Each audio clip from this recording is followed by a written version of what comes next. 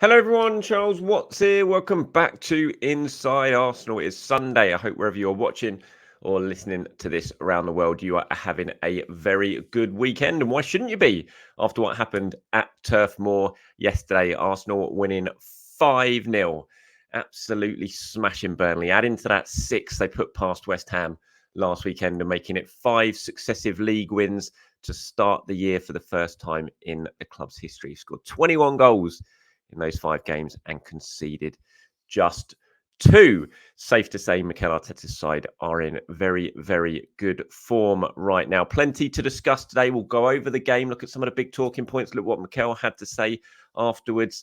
We've got plenty of questions and comments and opinions from you guys on what you saw as well. Go over my player ratings as well. I did do a video or a podcast. If you haven't heard or listened to it yet, then it is down there. I did that live from the press box at Turf Moor after the game, giving my immediate reaction to what we saw. And what we saw was a really thumping Arsenal win. 5-0. Could have been more. Absolutely dominant from the start.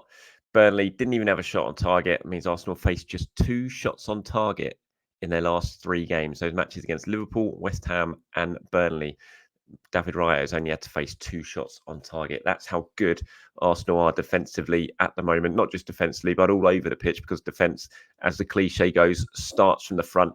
And Arsenal are absolutely hunting impacts right now. Teams finding it very, very difficult to get through them, to break them down, and to even get a sight at David Riot's goal. That's how good Arsenal are playing. And going forward, it is very much clicking. Like I said, 21 goals in 5 games now. They were in really, really good form again. Looked dangerous all over the pitch yesterday. The goals came from Odegaard, Saka, Trossard, Havertz. They just looked threatening every time they went forward. You know, Odegaard set the ball rolling in the 5th minute. And just from that moment, it was the first attack, basically. And it just set the tone. It was like, this is what we're here. This is what we're here for. We're going to beat you. We're going to score past you. And it just set the tone.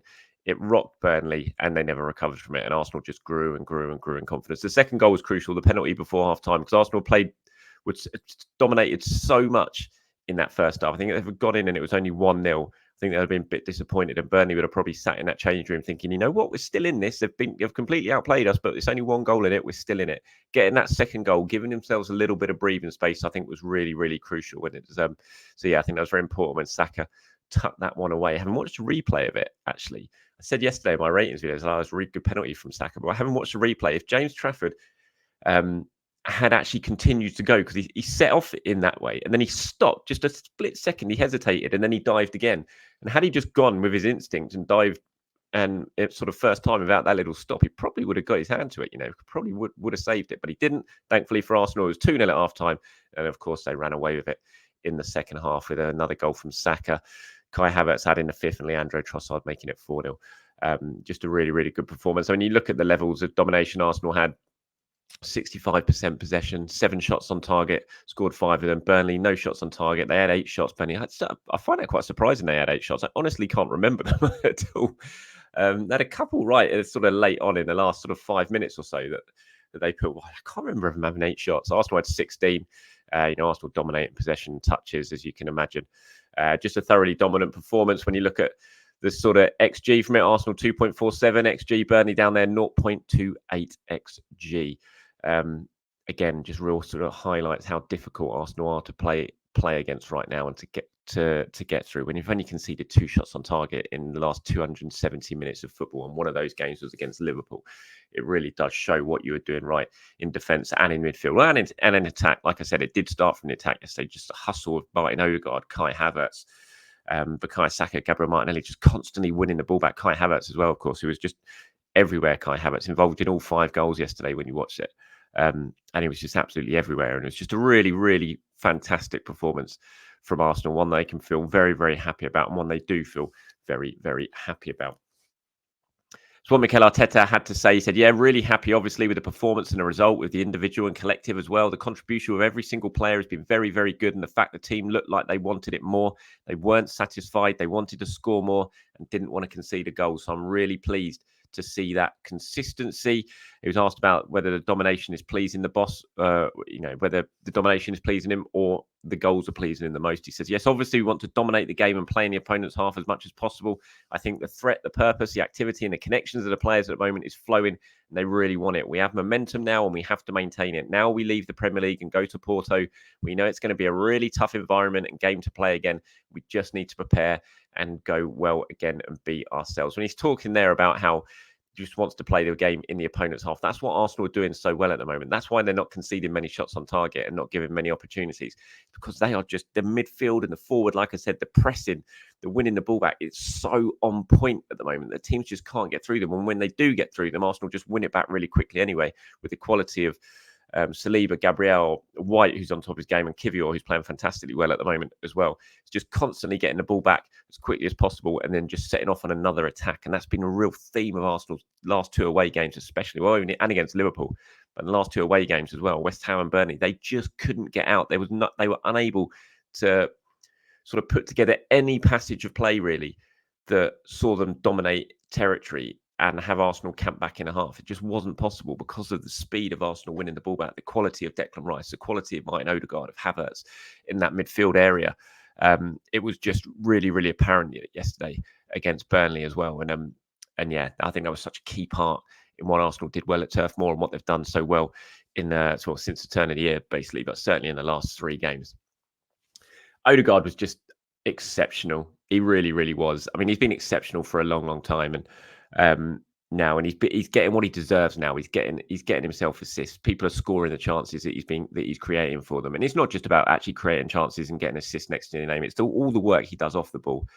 You know, he stayed on again for 90 minutes yesterday. You just watch his work rate, how he leads the press every single time. It was really good that I thought that analysis on Match of the Day last night, if you haven't seen it yet, you should watch it, really highlighted what Odegaard is doing for this Arsenal team and the work rate that he puts in and the leadership that he shows on a pitch with his level of performance. He's just an unreal footballer, Martin Odegaard, on all levels. You know, technically fantastic, but that only gets you a certain way, I would say, in game. You can be so gifted. You can have all the skills you want. You know, you can be. So many times you see really excellent footballers not live up to their talent because they just don't work hard. They don't put everything into it. Martin Odegaard does not leave an inch out there. You know, he puts everything into every performance, even when things don't work out for him and he doesn't do too much in the final third. You can never, ever criticize his work rate and what he does for the team. But at the moment, everything's working for him. He's at the very, very top of his game. He's operating at the peak of his powers, and he was just superb yesterday. You know, that goal just set the tone. It was such a lovely finish as well from Odegaard. The touch, the way he just, with his studs, basically, he just killed it dead and then pinged it into that bottom corner. You know, so early on in the game as well. Sometimes you can, it takes a while for a player to get into a game, and chances can come early and they're not quite ready for it. But he was ready for it, and he just set the tone with that performance and and he deserved a huge amount of credit. It was no surprise that he was named man of the match after the game. He was comfortably the best player on the pitch. There are other fantastic players as well, but Kai Saka, and I'll talk about my player ratings in a moment. Saka was fantastic. Rice was fantastic. Havertz was fantastic.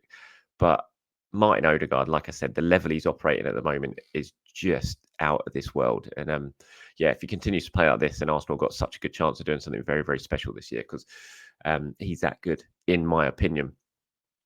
And when you look at the goals, I mean, 21 there in the last 5 matches for Arsenal, and they've spread those goals around as well, which is really, really impressive.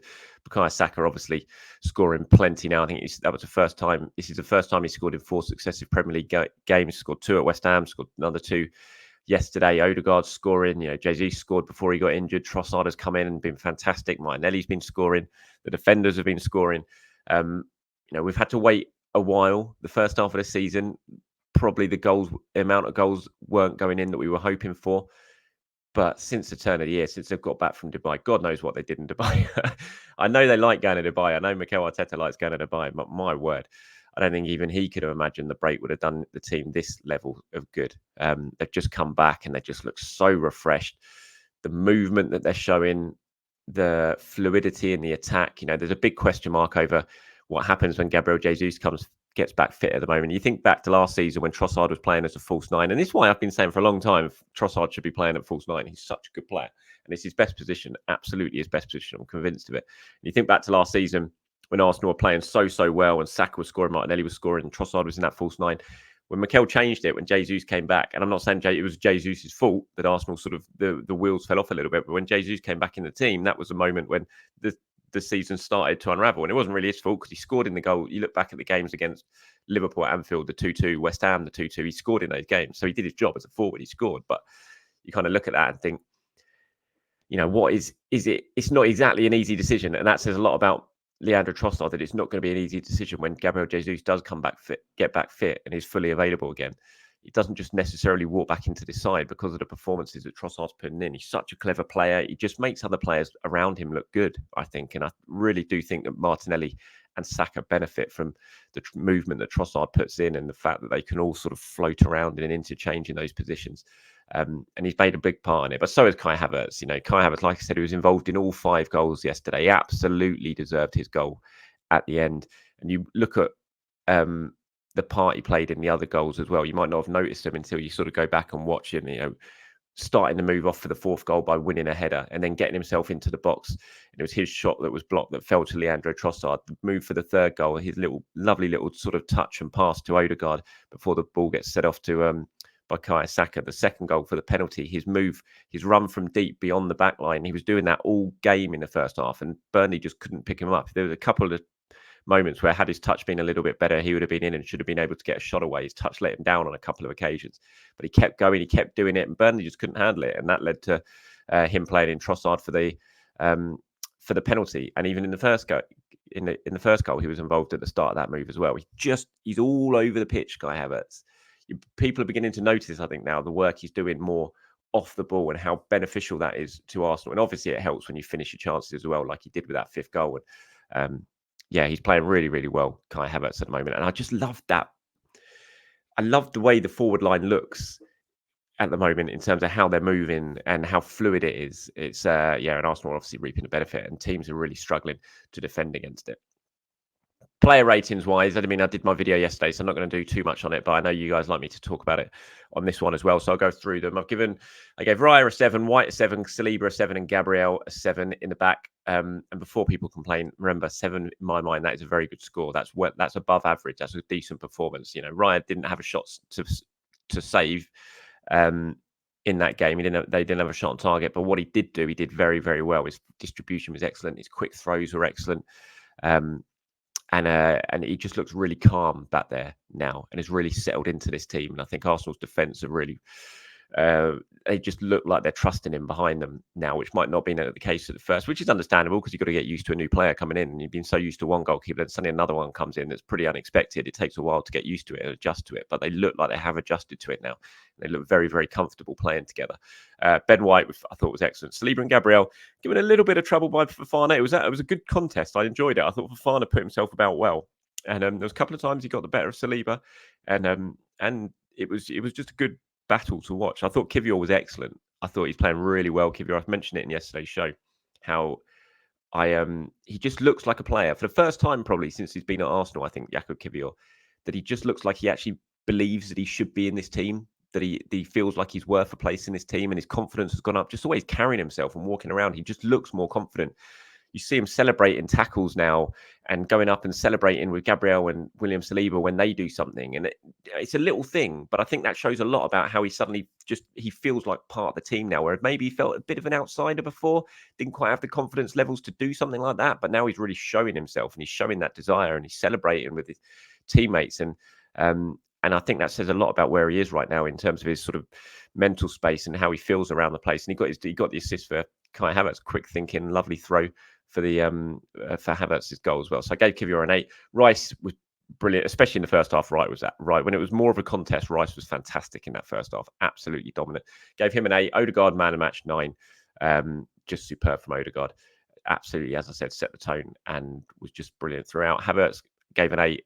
Involved in all the goals, scored himself, and it's just great to see Kai Havertz playing so well and looking such a worthwhile piece of this team at the moment. Martinelli, Trossard, I gave a 7. I did think Martinelli played very well. I said yesterday when I was doing my ratings video that maybe out of all the ones I'm thinking could be being a little bit harsh on, Martinelli could be an 8 because he did cause Burnley all sorts of problems all afternoon.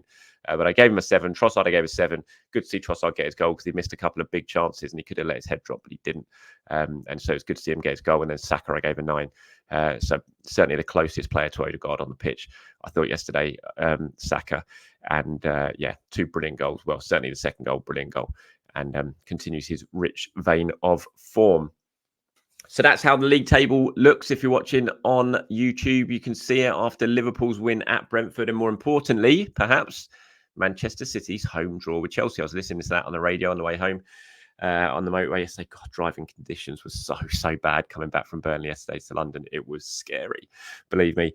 So I was listening to that on the radio. A bit disappointed when City eventually broke Chelsea's resistance and got that equaliser. I was expecting it. It sounded like it was inevitable. I mean, Erling Haaland missed some absolute sitters in that game, which you don't normally get. So as frustrating as it was that City did get a late goal, you're probably looking at it and think, well, in another day, those sort of chances fall to Erling Haaland. He scores them and Manchester City win that game. So it's good for Arsenal. City dropping points. First time this year that they've done that, and Arsenal sitting second. City do have that game in hand. So you think this week, I think they play Luton, don't they, on Tuesday or Wednesday? They will go back above Arsenal should they win that game, which you would expect they certainly will. But that's it. That's how tight it is now. If they do win that game, it's going to be 57 points, 56 points, 55 points. It is all to play for in the Premier League title race. Spurs dropping further back yesterday after that defeat against Wolves. Got a question about Pedro Neto, actually, that I'm going to talk about at the end of this show, who was absolutely brilliant once again for Wolves yesterday in that win at Spurs.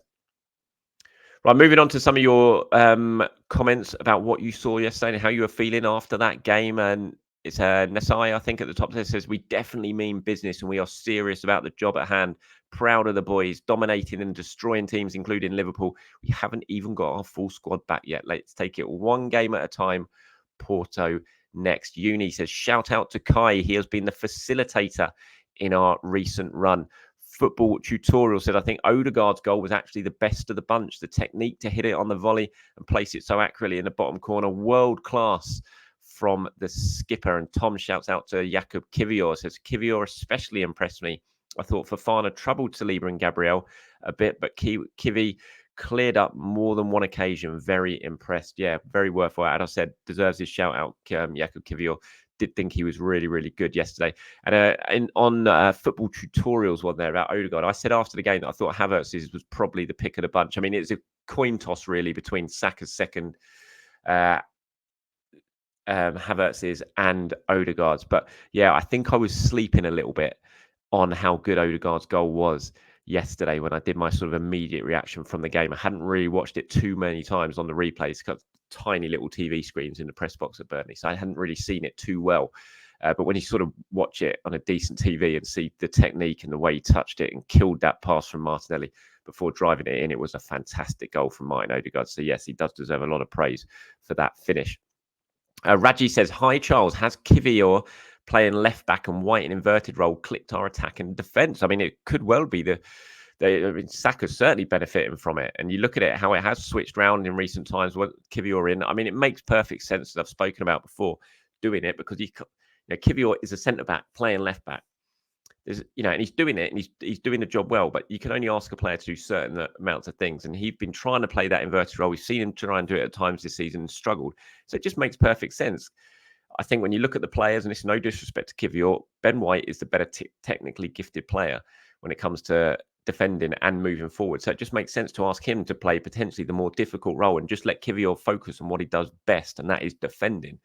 And it certainly worked Arsenal defensively, I think, at the moment, asking the two players to do that. But it seems to have clicked the attack into gear as well, because Saka's suddenly getting a lot more space with Ben White inverting, taking a defender, an extra player into the central areas, leaving Bukayo Saka with more space. The space he's had to work in against West Ham and Burnley.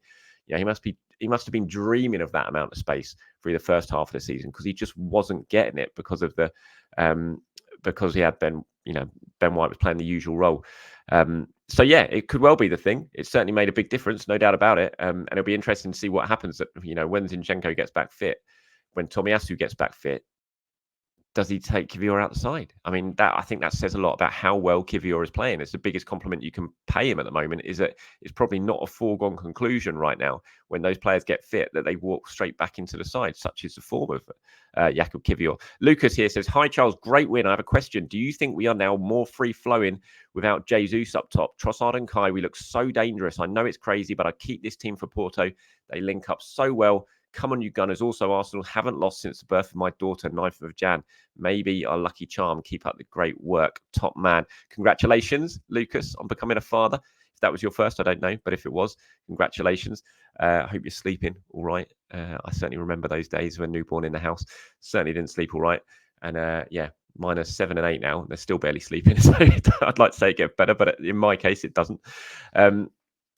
Are we more free-flowing without Jesus up top? I don't know. Look, I mean, you think back to Jesus' last performance against Nottingham Forest. He was man of the match. He scored. He got the assist. I think it's easy to, when a player's out, to think that is the reason that Arsenal are suddenly clicking. I mean, I love Trossard, and as I said early on, it does present an interesting decision for Mikel Arteta to make when Jesus does come back fit. I mean, Jesus is Arsenal's best striker. There's no doubt about that. Even if he doesn't score the amount of goals we all kind of hoped he would, he is still Arsenal's best striker, and he's a fantastic player. And he can do the stuff that Trossard does. You know, he's not an out-and-out penalty box striker. He can do the stuff that Trossard does. The thing with Jesus is you always wonder if he's trying to play himself back into fitness at the moment. Such is the amount of injuries he has, and it's just stop, start, stop, start. At the moment, Trossard is fully fit. He is flying, and he's playing really well. And so if you bring Jesus back into the side now, you can tell he's going to take a few games to get up to speed. He's going to be working on his match sharpness and his fitness. So I don't think it is a foregone conclusion that he comes back into the side. And I do think maybe Arsenal are playing such free-flowing football right now because everyone is at the top of their game who are playing, and they're all fully fit and they're absolutely in the groove. And you suddenly put Jesus back into that mix, and you've got a player trying to work his way back into form and work his way back into fitness. And that might just hamper the good stuff that we've seen so far. So it's an interesting one. But again, look, Lucas, congratulations, mate. Hope all is well with you and the family. Afro Vibe, as it says, we are scoring ridiculous numbers of goals without the following: Jesus, Zinchenko, Tommy, Partey, Vieira, Timber. Imagine when at least 4 out of 6 players return in the next couple of weeks. Yeah, I mean, it's fantastic that Arsenal are doing this with all those players who are missing. I mean, I sat there and watched a Liverpool game yesterday, and everyone was talking about Liverpool's injuries, and they got lost another couple yesterday, and they're starting to pile up. I was just thinking, well, what about Arsenal, the players ever? I mean, you throw Smith Rowe into that mix. He wasn't available until yesterday as well. So the Arsenal have had lots of really key players in missing in that game. I mean, you think about it: Jesus, Zinchenko, potentially Tomiyasu, and Timber when he's fit, and Partey. They're all starters almost in a starting 11, or players at the start of the season you would consider probably starters in the starting 11. So that shows how the quality of their squad right now. And when these players do come back, it's going to be such a boost for Arsenal, and it's going to make, you know, the strength in depth they're going to have. And the good thing is that they're all very, very close now as well, all of them. You know, some of them were close to making it yesterday. I think that Mikel took the decision not to include them because he had one eye on Porto. And I wouldn't be surprised. There's open training on Tuesday at London Colney before the team fly out, because it's a Champions League game. The cameras are going to be down there and they're going to see who's training.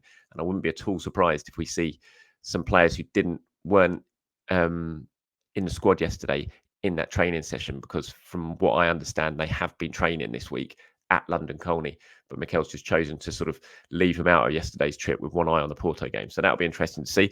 Aaron says, Charles, I think you saw Neto's performance yesterday. We should sign Pedro Neto and have a standout performance, demolishing Tottenham after Chelsea and Man City.